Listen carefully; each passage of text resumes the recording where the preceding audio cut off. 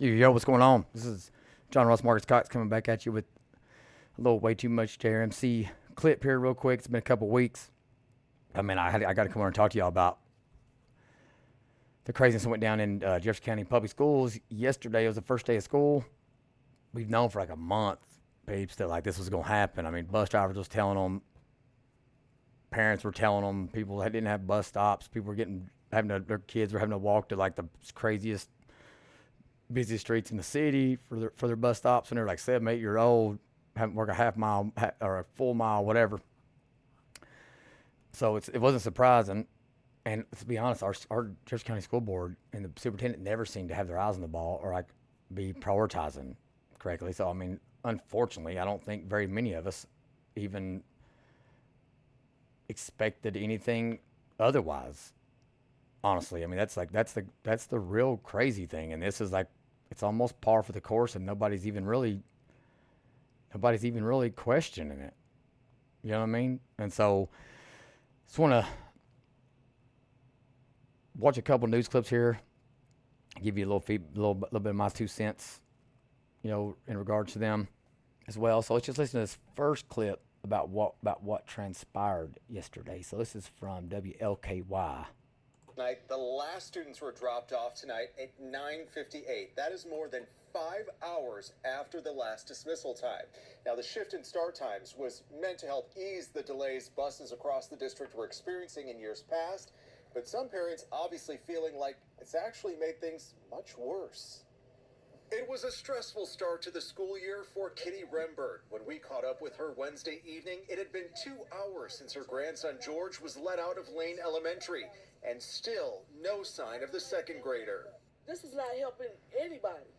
If anything, you got everybody angry and anxious and worried about their children. He used to be picked up right outside his apartment, but now his bus stop is several blocks from his home, and with only one car in the family, they're unable to drive him there. They have kids coming 39-minute walk on Dixie Highway to right here where we at. As we were talking, several other parents gathered wondering where their children were. But it wasn't just getting home. Several parents across the district also reported problems getting their kids to school. It's just really hard with work schedules. Like, employers just aren't being very understanding about the changes. And our bus was over 50 minutes late, and I had to drive him in today. Superintendent Dr. Marty Polio said traffic problems played a big part in the morning delays, but said most were typical first day issues. There's going to be delays. It's going to take some time. But what I can assure families of, that will continue to lessen and reduce as we go along in the next week to 2 weeks. So it'll continue to lessen over the next week to 2 weeks. He obviously was underestimating how much shit was about to hit the fan yesterday, because putting kids in harm's way like that for 2 straight weeks would have been, it to me is unfathomable. But I have no doubt that if the kids would have gotten home by 8 o'clock last night, they would still be saying that, and they'd be in school today. So they canceled today and tomorrow. And we're going to listen to the apology here in a couple of minutes. Now, before then, I'm going to read you a couple things. This is from Chris Otts. So this is I think he's let's see what he is. He's a WDRB reporter, and he's a pretty good one. I mean, I've listened to several of his podcasts that he's done, little short podcasts and stuff. He says, what's more disturbing than my JCPS second grader getting home at 7:55? That means that this kid's 7:55 p.m. That's 2 hours late. Is that the bus driver cut a corner by dropping her 0.15 miles away from her bus stop on the side of a 30-mile-per-hour street with no sidewalk. Thank God she knew where she was and which way to walk. Where she was dropped is not within eyesight of her bus stop, and if she had wandered the wrong way, we would have never known. Heard of several elementary schools where kids were held past 6, even 7, waiting on a bus to start the ride home. This seems beyond be patient. Chris goes on to clarify it this way. To be clear, I would be totally fine with her having to walk 0.15 miles home or even 0.5 miles. But you can't But you can't just decide to drop a 7-year-old girl, he didn't say that, he said 7-year-old, somewhere different than the place you were supposed to drop her and hope for the best. Let me be clear. Christopher and Marty Polio and Corey Scholl and Chris Kolb and Sarah McIntosh and James Craig and Marshall, whatever Marshall's first name is, and Linda Duncan and Diane Porter. It is not okay for a 7-year-old girl to have to walk a half mile home by herself at 7:55 p.m. or at 5:55 p.m. or at 5:55 a.m. or 7:55 a.m.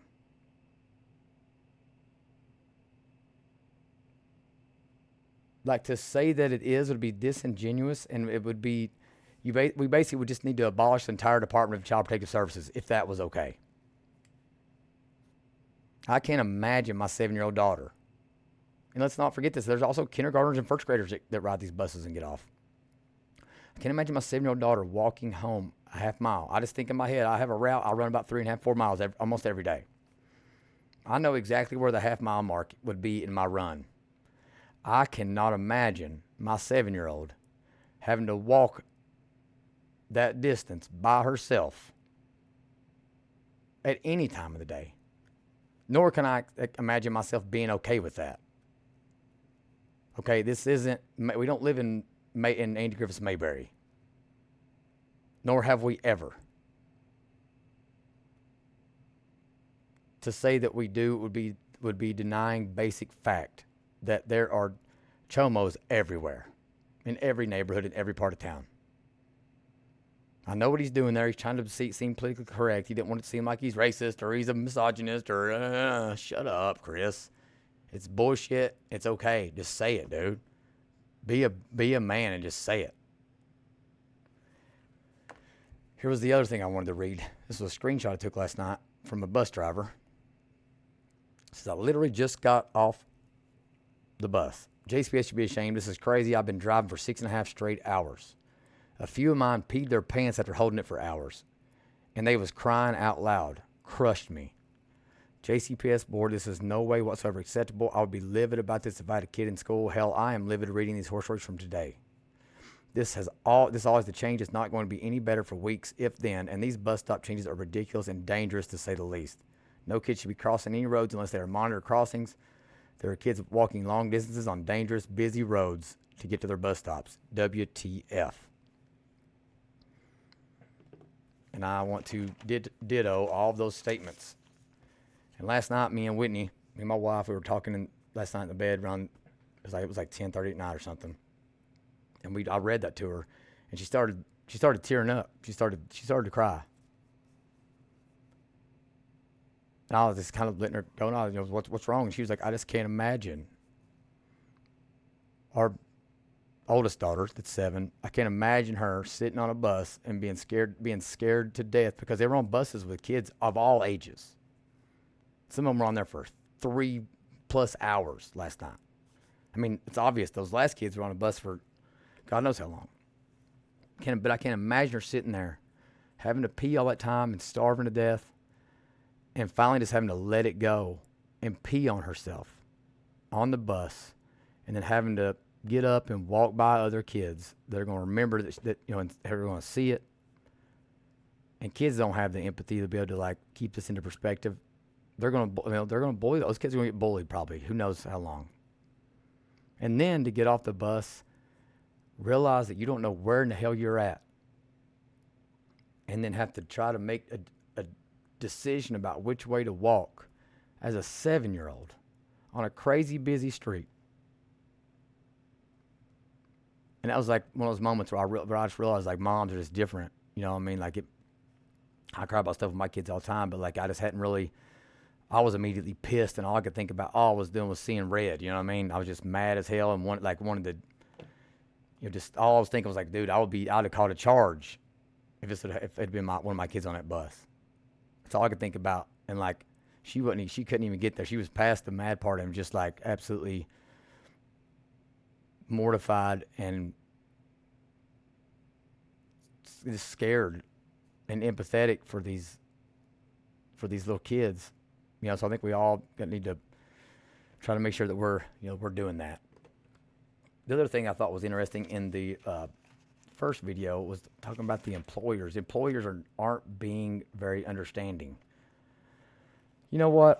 I can't even get on board with that anymore. I'm not like I'm obviously a capitalist. I'm a conservative person, but I don't believe in like capitalism at to the max, like where the number one priority is lowest cost possible in the market, and like driving wages down. Is like I'm not one of those people. This idea that the private sector and that just society in general has to adapt to the man's constant reactionary responses and failures to react. I mean, this has been going on now since 2020. I mean, we're in 2023. We're talking about 3 years later, where the school system just expects people, real people, to sit down and shut up and take whatever's given to them. They never thought about your getting to work times when they were doing this stuff. They didn't give a damn. The whole time they're thinking, their employer should adapt.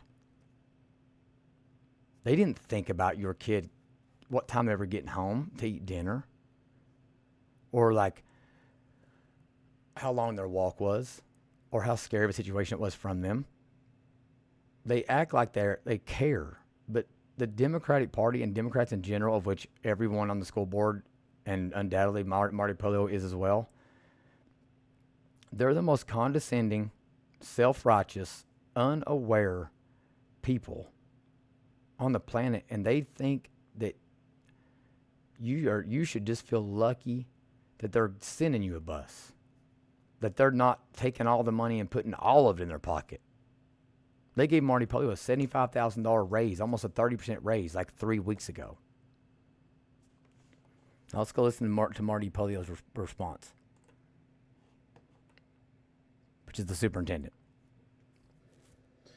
Good morning, JCPS community.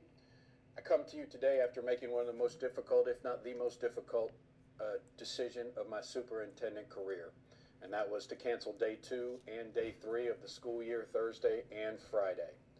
First and foremost, I want to take this opportunity to apologize for last night. First, I want to apologize to our students. I know many of you had to wait on buses or wait in your school for several hours, and I truly apologize for that. I know how unnerving and unsettling that must have been for even our youngest students, but all of our students, and we truly apologize to you. I apologize to our families, our parents. I know as a dad what that must have been like, how unnerving that must have been, waiting for your child to get home and not knowing exactly where they are or were, and I truly apologize for that. Our bus drivers, I know you're working so hard. I apologize to our bus drivers. We've put a lot on you in this change process. I know you are working hard. We apologize to you for the difficulties and challenges you faced yesterday. And finally, our school personnel, for having to stay with our kids for multiple hours after school to make sure that they got home and trying to answer questions the best you could. I apologize to all of you for that. And the difficult part for me, it was a great day in our schools. I saw some incredible instruction, kids excited, families excited, new school buildings, and to have it end with the transportation disaster that we had last night was truly unacceptable. And once again, I apologize for that. I had to make this decision today because we have to get better. I can say that change is hard, and it is. The massive change we are undertaking is extremely difficult. But in the end, that can't be the excuse. We have to be better at what we are doing. And once again, I'll say this, that lies squarely on my shoulders and my team's shoulders. It is not on bus drivers, it's not on the school, it's on me and my team, and we are going to fix this. We are going to take the next 4 days to make sure we work extremely hard to fix the errors that are in our transportation system right now. But I have to make sure our kids are safe, and we will not have a repeat of what happened, and we will not be in school until I know we can get kids home safely. So here's what we're going to do over the next 4 days, working around the clock. So I'm going to stop it there. We'll listen to that part after this. Let's address the people, the things that he apologized for and to. So he apologized to the students, waiting several hours for buses to and from school. And again, I'm not gonna be a dead horse and tell the stories about the 7-year-olds and all that, but I do want you all to. We all need to try to put ourselves in those kids' shoes. And I heard someone earlier today on Twitter said something to me like, "We used to walk this far back in, years ago." And I was like, first of all, like, what do you mean by years ago? How long are we talking here? And I was like, second of all, you sound like a person that's like, we all got that uncle. It was like, I walked to school uphill both ways, 9 miles in the snow. Like, no, you didn't. Like, stop acting a fool and trying to act like you're some tough, like some tough ass dude or tough ass chick or something. Like, you did not do that. And if you did, just like with the COVID stuff, with masking, they'll adapt. Just because a kid can adapt to something and made it through something, listen, I've told you, I've well documented some stuff I went through, like seeing drug abuse and dad dying of drug overdoses and like just experiencing underage sex as a child, very, very young. Like, I don't champion those things. So, like, just because we did it back in the day doesn't mean we should be putting kids in imminent harm's way and giving everybody a pass. He apologized to the parents, saying he can't imagine having a kid, like it says, sending my kid off on a bus half mile. So I can't imagine sending my kid off on a bus half mile away. I just cannot fathom it. And I think if there's parents out there that think it's not a big deal, like, you need to call and talk to some people in other areas where they haven't been so desensitized by their school board like we have been here. It's not okay for little kids to be done that way. Even high school kids having to walk, but in Kentucky, they can have to walk up to a mile in rain or shine, sleet or snow. A mile both ways, and some do. So he apologized to the kids. I do not accept that apology because y'all knew. Y'all knew this shit was going to happen. All right, then he apologized to the drivers.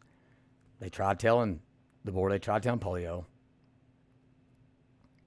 Drivers for weeks have been saying, hey, I've got I either don't have my new route, or I just started, we just got our practice routes on Monday, which was like August 6th, 7th, August 7th. First time they'd driven them.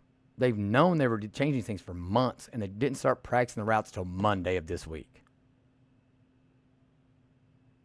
You know what else happened Monday? A second board meeting spent and fully devoted to discussing whether or not the board was going to vote to pass, or was going to vote in favor of following a law that was recently passed by the duly elected state legislature. When their mandate is to deal with the school system, and they knew this was going to be an issue, they've spent the last two board meetings talking about whether or not little boys are going to get to use little girls' bathrooms. Think about that. We're talking 6-7 hours of meetings, knowing this was going to happen. So I don't accept that apology either, because the drivers tried telling you, you didn't give them time to practice their routes. Once they told you that it was going to be impossible to do it, even if they drove it at 2 a.m. with no traffic, without any kids on the bus, they couldn't get to their second run in time. You didn't listen. Lastly, they said they were going to apologize to the teachers and the staff and all that. Like, I'm just tired of this narrative that everybody is always bashing teachers and bashing bus drivers and bashing cafeteria workers, and they're the best thing since sliced bread, and they're like all holy as thou, and they're listen, I love teachers, my mom's a teacher, all that, but like, eventually everybody in the system is culpable. I mean, maybe that makes me a terrible person saying that. I legitimately don't blame teachers for yesterday. I don't. And I don't see anyone else blaming them. So the only reason they're saying this is because they want the narrative to be that parents are furious with teachers when nobody is. Okay, but when your first instinct, when somebody's bitching about their kid getting home at 9 o'clock and they're 8, when that's your first instinct is to protect yourself and your profession. That's you. That's your defensiveness. That's your self-consciousness.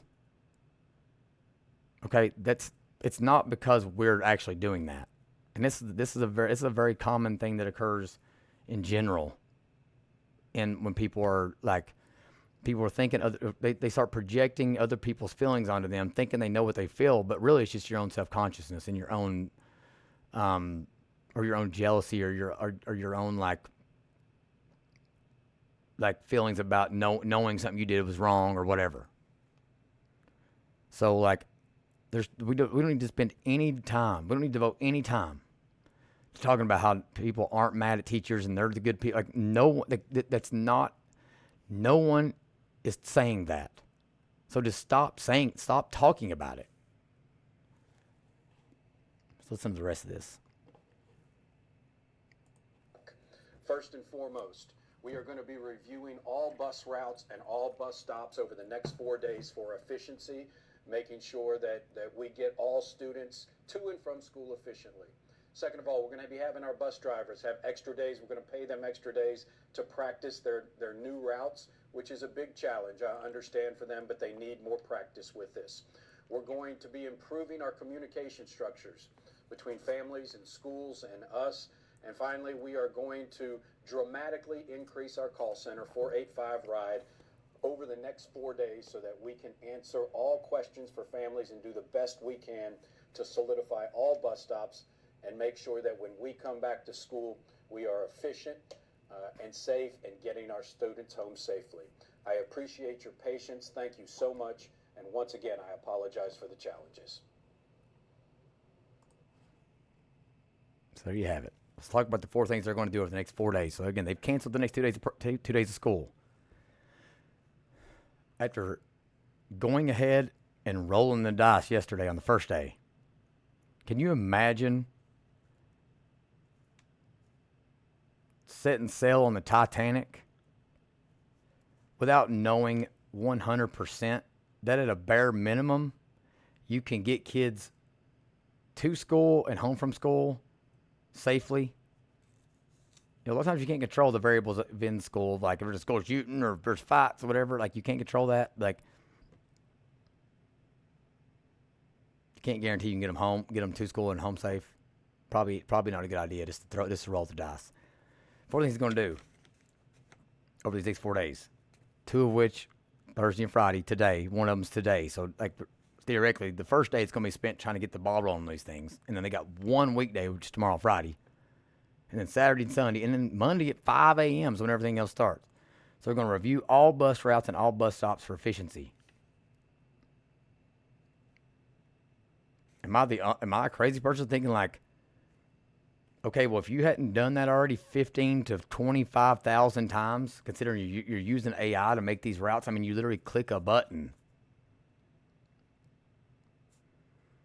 Like, what's going to change over the next 4 days to make you be able to do that without totally abandoning the system that has no human input because it's artificial intelligence? And Google, truth is, this is like it's proof positive that technology isn't quite where we need it, because they literally thought in Kentucky, not Chicago or Kansas City or somewhere where it's totally squared up and like the infrastructure road system is all laid out and there's no gravel roads or weird curves because of a river or whatever. They could just use Google Maps that doesn't take into account sidewalks because it has no idea, doesn't take into account railroad crossings, doesn't take into account a safe place to stand on the corner, that doesn't take into account like, I don't know, sexual predators if within a close range. Because there's actually one mom that came out and said that they had heard little girl standing on the corner of a cul-de-sac of someone who is a sex predator, the house right next to it. They use the system that's only taking those things into account. What over the next 4 days is going to change? So I'm calling bullshit on that. 2, going to have our bus drivers drive extra days, pay them extra days to practice their new routes, which is a big challenge, but they need more practice. Yeah, no shit, Sherlock. They should have been practicing before Monday. Probably should have been practicing last month. Truth is, y'all wanted to spend that month of payroll on other nonsense instead of paying your bread and butter.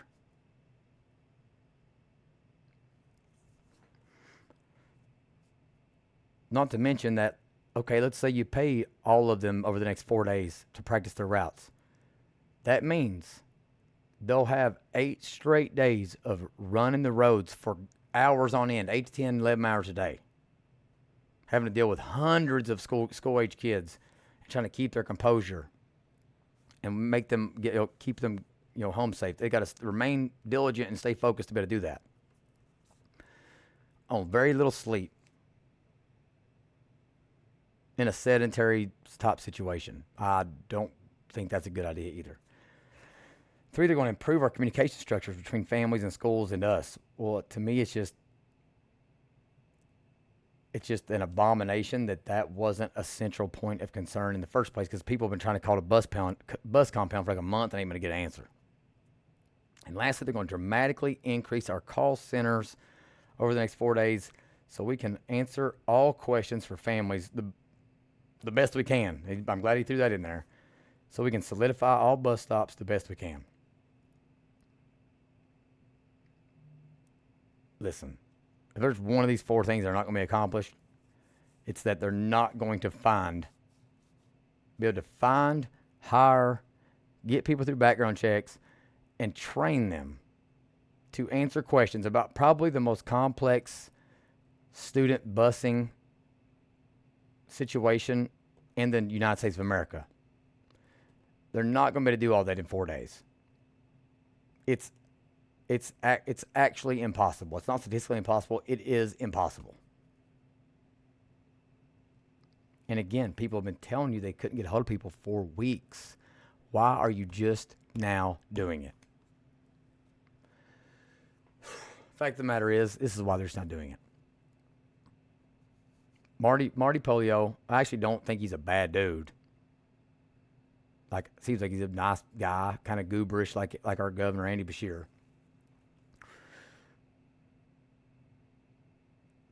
Has to execute the plans of the most inept school board possibly in the history of our country. They've spent multiple meetings discussing whether or not they were going to implement a state law that was just passed. That ain't your role, bro. Chris Kolb, James Craig, Corey Scholl, Joe Marshall, Linda Duncan, Diane Porter, Sharon McIntosh. That is not your job.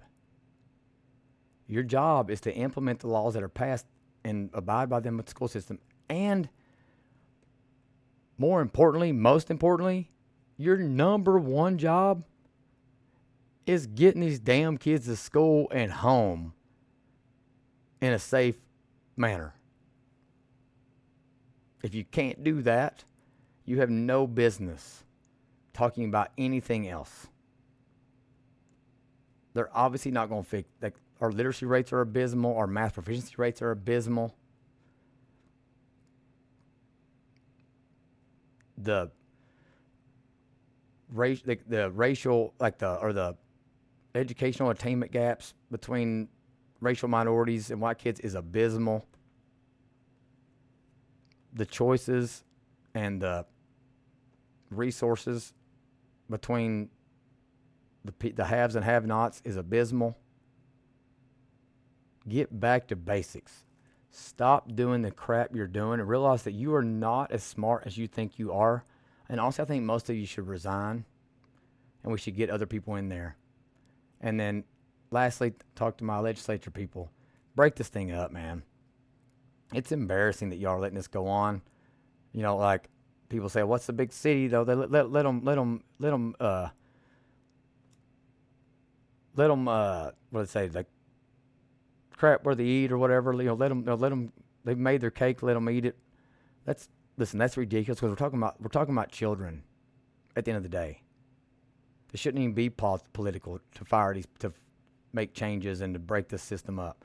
Because at the end of the day, it's about kids. And yeah, I don't have kids in the system because I pulled them and I homeschooled my 3 school-age children, and we'll be homeschooling our 4th kid once he's school age. But I coach a lot of these boys and they're great little boys, and they're from all backgrounds. And like I just can't. We got practice tonight at 6, football practice. I mean, our first game on Saturday, and I'm just so sad for them. That like they're gonna have to, probably be late, miss practice, leave early, or come to practice and be dog tired, And even if I like cancel practice and don't have it, and we play our game Saturday, if they lose, they're going to blame themselves. They're not going to be able to understand that like they couldn't expect anything else because they didn't have the sleep, didn't have the mental capacity, the nutrition or whatever. Because again, parents can't even feed them when they're on the bus that long. So like, there's no winners in this situation. We want to beat up on our political opponents, and I'm doing that right now in this video. But like at the end of the day, it's not about that. I don't really give a damn about Chris Cole, I really don't. His life does not affect mine whatsoever. And if he wants to meet me up on the street somewhere, like, hey, I can be the old me, snap of a finger if I gotta be. This is about kids, loving our kids, stewarding the next generation. Thanks for watching. Thanks for listening. Tweet, comment, share it. Email me, all that good stuff. Follow me on Twitter, follow me on Facebook, Instagram, TikTok, all that. WAY, W-A-Y, the number 2, M-U-C-H, J-R-M-C, Way Too Much JRMC podcast. Thanks a lot for listening. Talk soon.